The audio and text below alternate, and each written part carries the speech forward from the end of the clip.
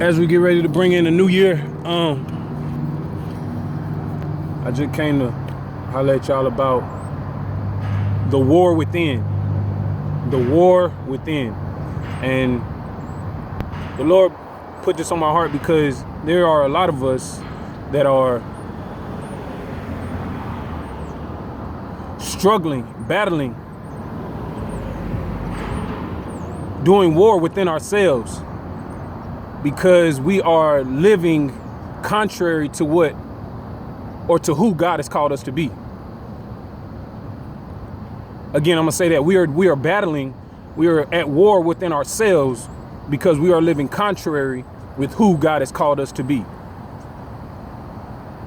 What things are you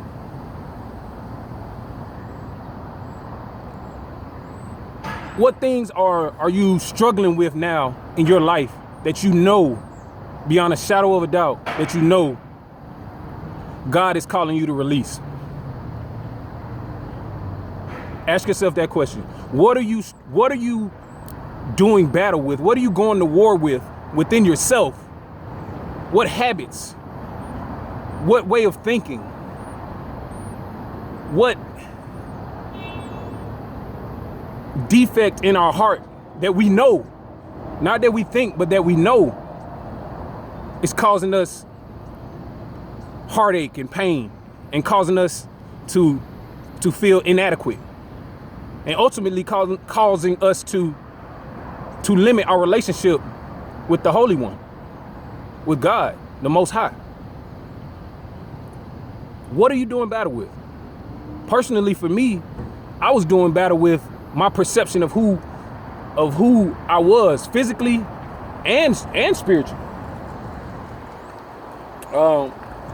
Physically, like I told you on a previous video, insecurities can cause us to battle with ourselves because we know who God has called us to be, and we know that we shouldn't compare ourselves with who the world says we are if we know who God has called us to be. But we do it because of what? Because we don't believe that who He has called us to be is who He will create in us. The war within. The war within. The war within will cause you to miss your promise. The war within will cause you to fall short of your true potential. The war within. The war within will cause you to be friends or to befriend people who you know are not headed in the same direction as you. The war within will cause you to keep changing your appearance and changing your persona to fit into a certain mold when God He molded you perfectly. He molded you perfectly to be you. And there is nobody else. I think I heard one speaker term it this way. There is nobody else with the same DNA. So nobody can be you but you. And if you're not being you, guess what? You're missing your potential. The war within will cause you to miss your potential. We have to get rid of this ideology that we have to be or we have to live up to what our mom or our dad or our sister or our brother or our wife or our husband or our children or our parents think we should be, or our preacher or our president. We have to be who God has called us to be. I heard another speaker put it this way: be you and the world will adjust. Be you and the world will adjust. But if you're not being you, the world's not going to adjust to you being somebody else. The world's not going to adjust to a cutout of you.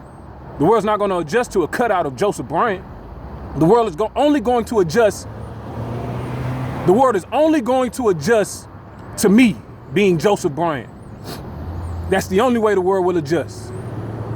Because they won't have any other choice but to adjust, because I was perfectly made to fit into a certain part of this world.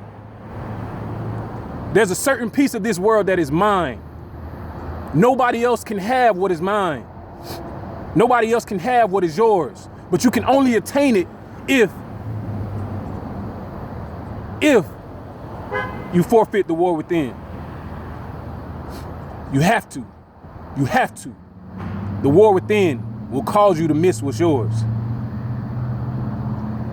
Let's go. We're coming in on a new year. 2021 is in our sights. Don't miss another year being somebody else. Don't miss another year warring within yourself. Do not miss another year of your life warring within yourself. Trust God. You know what to do.